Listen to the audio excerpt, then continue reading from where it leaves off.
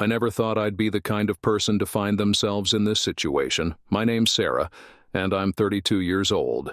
I've been married to Jake for 7 years. We met in college, and from day one, he was my rock. Funny, charming, and the kind of guy who could light up any room. We had that picture-perfect relationship that everyone seemed to envy. But if there's anything life has taught me, it's that perfection is just an illusion.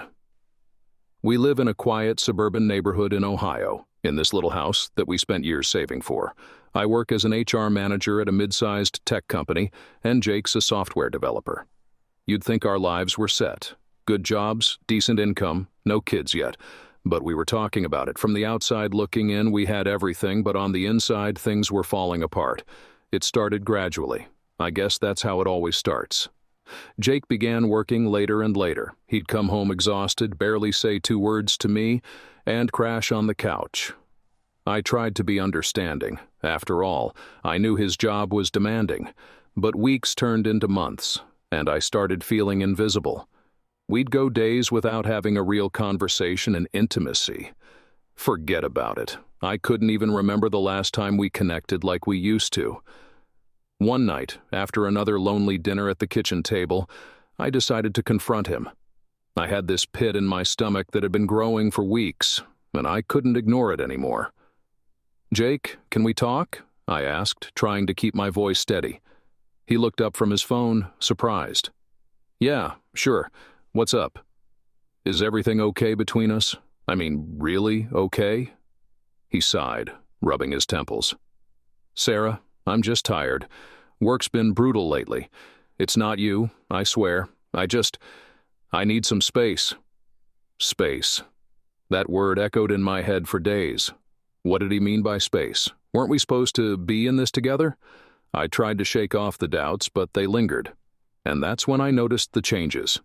Jake started being more secretive with his phone, keeping it on silent and always facing down. He'd leave the room to take calls, and when I'd ask who it was, he'd brush it off as just work. I told myself I was being paranoid, but deep down, I knew something was wrong. Then, one Saturday morning, Jake said he was going to the gym. Nothing unusual about that. He'd been trying to get back in shape lately. But an hour after he left, I realized he'd forgotten his wallet. I figured I'd be a good wife and drop it off at the gym for him. When I pulled into the gym parking lot, I didn't see Jake's car. I thought maybe I'd missed him, so I decided to text him. "Hey, you left your wallet at home.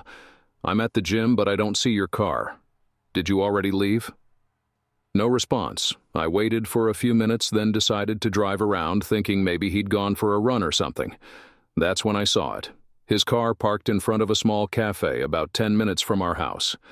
And there he was, sitting by the window laughing with a woman I didn't recognize. They were sitting close. Too close. She reached across the table, touching his hand, and my heart sank. I felt like I'd been punched in the stomach. I didn't confront him right then. I couldn't. I just sat in my car, watching them, feeling numb. When they finally left the cafe, I followed them. I know it sounds crazy, but I had to know where they were going. They drove to a nearby park, and I watched as they walked together, laughing and talking like they didn't have a care in the world. That night, I couldn't sleep.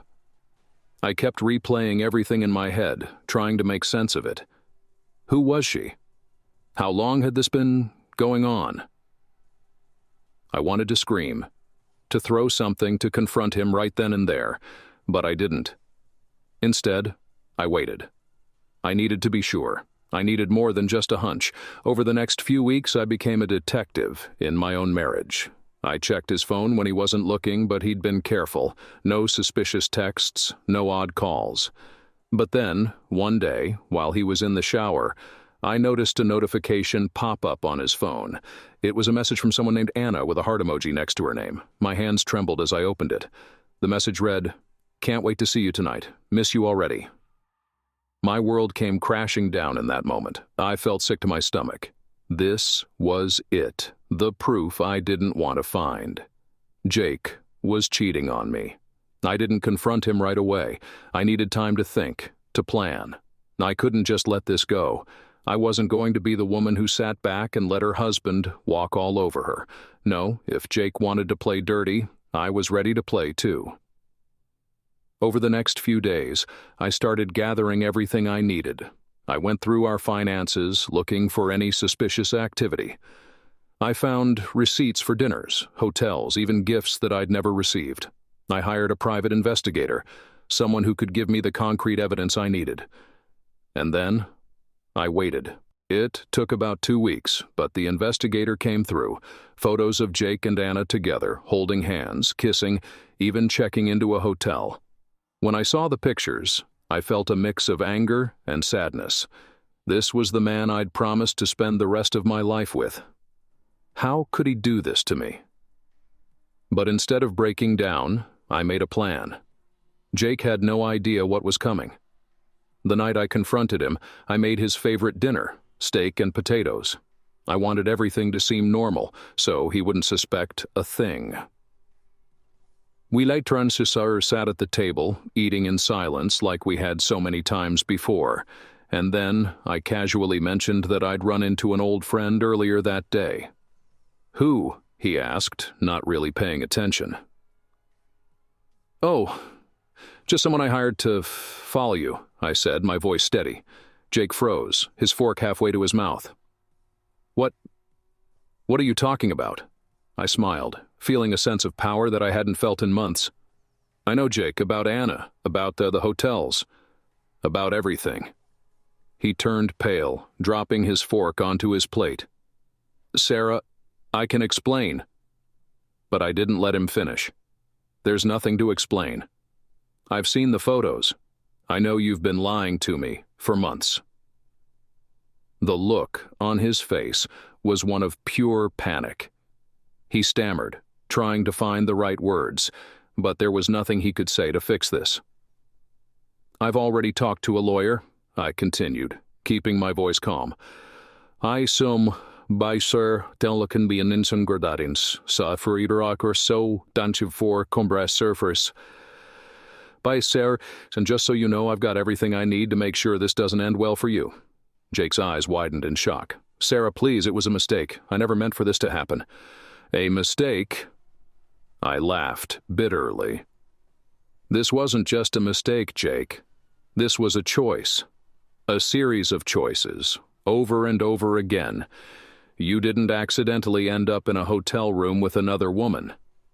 He looked like he was about to cry, but I didn't feel sorry for him. Not anymore. I'd given him everything. My love, my trust, my loyalty, and he'd thrown it all away. "I'm done," I said, standing up from the table. "I deserve better than this, and I'm going to get it." Jake tried to stop me, tried to beg for another chance, but it was too late. I'd made up my mind. I wasn't going to be the victim in this story. I was going to take control of my life, and I wasn't going to let anyone, especially Jake, hold me back. The divorce process was messy, as I expected it to be. Jake tried to fight me on everything, the house, the money, even our dog, Max. But with the evidence I had, he didn't stand a chance. In the end, I got what I wanted. I kept the house, I kept Max, and Jake, he got to live with the consequences of his actions. It wasn't easy starting over. There were days when I felt angry, days when I felt sad, and days when I wondered if I'd ever trust anyone again, but slowly I began to heal. I focused on myself, on rebuilding my life without Jake in it. And you know what? I'm happier now than I've been in years. I learned that sometimes that the worst things that happen to us can lead to the best changes in our lives. Jake's betrayal was painful, but it taught me how strong I really am. It taught me that I deserve better and that I'm not afraid to go after it. So, if you ever find yourself in a situation like mine, just remember, you don't have to settle. You don't have to stay in a relationship that doesn't value you. You have the power to take control of your life, to make the changes you need to be happy. It's not easy, but it's worth it. Trust me.